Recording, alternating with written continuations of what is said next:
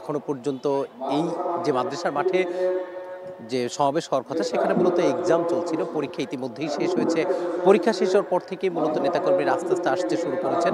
আমরা এখন যে জায়গাটিতে দাঁড়িয়ে আছি সেটি হচ্ছে রাজশাহীর মাদ্রাসা মাঠ। এখানেই মূলত এই জায়গাতেই সমাবেশ করছেন জামাত সহার দলের নেতৃবৃন্দ। আপনি জানেন যে 5 দফা দাবিতে জামাত ইতিমধ্যেই ঢাকায় তাদের সমাবেশ করেছে এবং পূর্ব ঘোষিত সমাবেশ তারা হচ্ছে ঢাকার পর রাজশাহী সহ যে 7 বিভাগীয় শহর রয়েছে সেই 7 বিভাগীয় সমাবেশে তারা হচ্ছে সমাবেশ করার ঘোষণা দিয়েছেন। এবং তারা যে 5 দফা দাবিতে এই সমাবেশ করছেন মূলত আগামী জাতীয় সংসদ নির্বাচনকে কেন্দ্র করে ইসলামী আন্দোলন বাংলাদেশ, বাংলাদেশ জামাত ইসলামী, খেলাফত মজলিস, বাংলাদেশ খেলাফত মজলিস সহ ইসলামপন্থী যে 8টি সমমনা দল আছে তারা মূলত সম্মিলিতভাবে এই আন্দোলনটি পরিচালনা করছেন। এবং তারা যে 5 দফা দাবি সেই 5 দফা দাবির মধ্যে আছে যে জুলাই সনদের আদেশ বাস্তবায়ন। ইতিমধ্যেই তাদের একটা দাবি ছিল যে জুলাই সনদের আদেশ বাস্তবায়নের সেই আদেশ জারি করতে হবে, সেই আদেশ কিন্তু ইতিমধ্যেই জারি হয়েছে।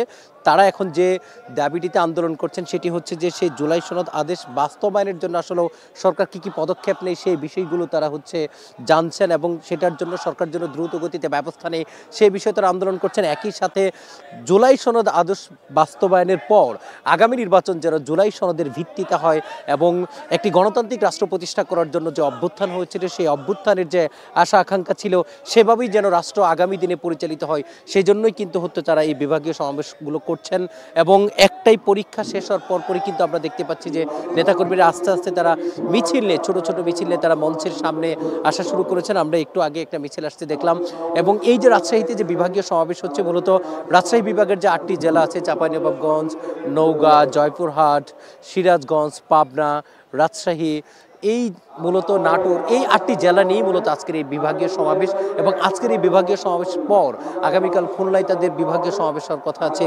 এই বিভাগীয় শহরগুলোতে সমাবেশের মাধ্যমে মূলত জামাত সহ 8 দলের নেতৃবৃন্দ যে বার্তাটি দিতে চান যে সেটি হচ্ছে আগামী নির্বাচনে যেন কেউ ভোট চুরি করতে না পারে, আগামী নির্বাচন যেন অতীতের যে 3টি নির্বাচন ছিল সেই 3টি নির্বাচনের মতো না হয়। অর্থাৎ অভ্যুত্থান পরবর্তী বাংলাদেশে এদেশের মানুষের যে আশা আকাঙ্ক্ষা এবং অভ্যুত্থানকে কেন্দ্র করে মানুষের যে প্রত্যাশা ছিল সেই প্রত্যাশাগুলো যেন সরকার বাস্তবায়ন করে এবং সেই প্রত্যাশার আলোকেই যেন একটি নতুন বাংলাদেশ বিনির্মাণ হয়।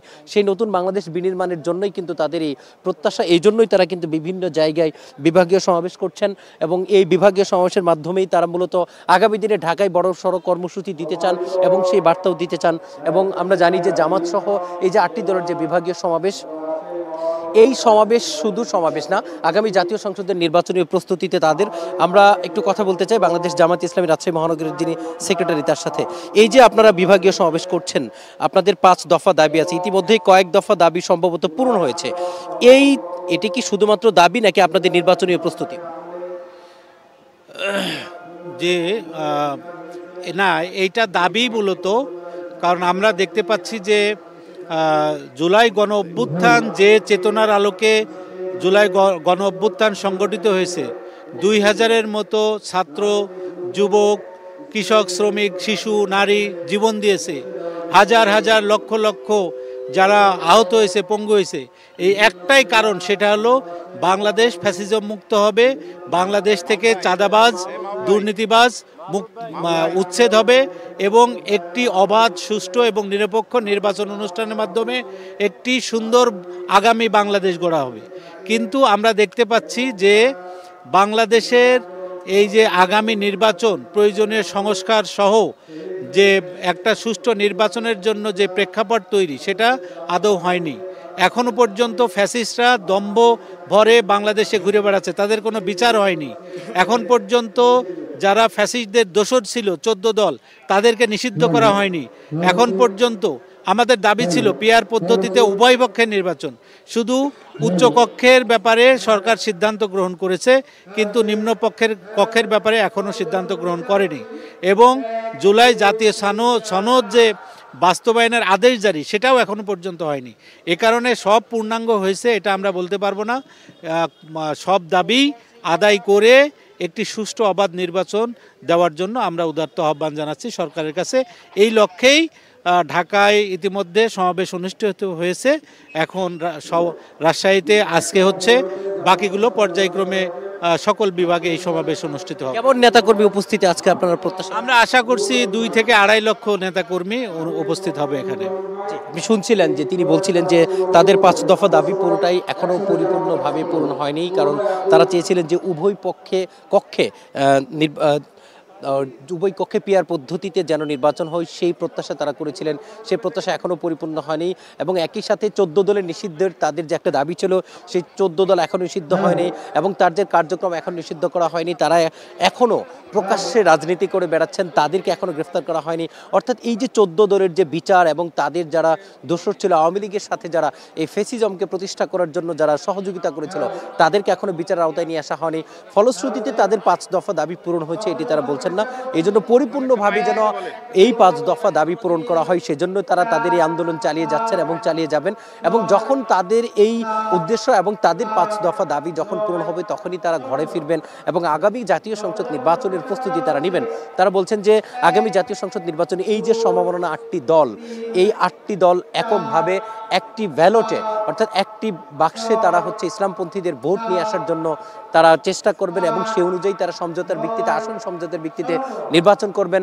এবং তারা স্বপ্ন দেখছেন যে আগামী বাংলাদেশ পরিচালনায় ক্ষমতায় আসবে এই 8 দল। ইসলামপন্থী যে 8টি দল আছে, যদিও কেন্দ্রীয় নেতা অর্থাৎ এই 8 দলের যারা শীর্ষ নেতা আছে ইতিমধ্যেই তারা ঘোষণা দিয়েছেন তাদের এই 8 দলের পরিধি বাড়বে, আরও কিছু রাজনৈতিক দল তাদের সাথে তারা অংশগ্রহণ করতে পারে। ফলশ্রুতিতে এই যে 8 দলের যে সমাবেশ বেলা 2টায় শুরু হওয়ার কথা, ইতিমধ্যেই নেতাকর্মীরা আসতে শুরু করেছেন এবং তাদের এই উপস্থিতি কয়েক লক্ষ হবে বলেই কিন্তু আমাদেরকে জানানো হয়েছে। এবং তারা প্রত্যাশা করছেন আজকের এই সমাবেশের মধ্য দিয়ে রাজশাহীতে 8 দলের যে সাংগঠনিক সক্ষমতা এবং তাদের যে প্রত্যাশা এবং তারা যে দাবিতে আন্দোলন করছেন সেটি পূরণ হবে এবং রাজশাহী থেকেই সেই দাবি দেওয়া পূরণের একটি সূচনা হবে এমন প্রত্যাশার কথাই তারা বলছেন। আনুষ্ঠানিকভাবে সেই সমাবেশ শুরু হবে বেলা 2টার পর। ইতিমধ্যেই নেতাকর্মীরা আসছেন এবং আমরা যতটুকু জানি যে বিভিন্ন জায়গা থেকে ইতিমধ্যেই নেতাকর্মীরা আসতে শুরু করেছেন, তারা মাঠের বাইরে অবস্থান করছেন এবং যখন এই সমাবেশ শুরু হবে তখন তারা এই জায়গা সমাবেশ মাঠে চলে আসবেন। ইতিমধ্যেই যেসব সিনিয়র নেতারা এই জায়গায় আসার কথা, তারা ইতিমধ্যে রাজশাহী শহরে এসে পৌঁছেছেন। এখনো পর্যন্ত সমাবেশ মাঠে তারা আসেননি, তারা গুরুত্বপূর্ণ বক্তব্য রাখবেন। সেখানে আসলে বক্তব্যের মাধ্যমে নতুন কোনো কর্মসূচি বা নতুন কোনো ঘোষণা আছে কিনা সেটি মূলত আমাদেরকে অপেক্ষা করতে হবে। এবং তারা বলছেন জামাত সহ 8 দলের যে বিভাগীয় সমাবেশ সেটি শুধু রাজশাহীতে নয়, খুলনা, বরিশাল, ময়মনসিংহ, রংপুর, সিলেট সহ চট্টগ্রাম যে বিভাগীয় শহরগুলো আছে সেখানেও লক্ষাধিক মানুষের এবং তাদের নেতাকর্মীদের উপস্থিতি থাকবে এবং এর মাধ্যমেই তারা আগামী দিনের বাংলাদেশের জাতীয় সংসদ নির্বাচনে ইসলামপন্থী দলগুলো একটি ভালো অবস্থান তৈরি করবেন এমন প্রত্যাশার কথাই তারা বলছেন। এই ছিল আমার কাছ থেকে বিভাগীয় সমাবেশের জামাত সহ 8 দলের নেতাকর্মীদের যে অবস্থান বা তাদের সমাবেশ শুরুর যে সূচনা বা তাদের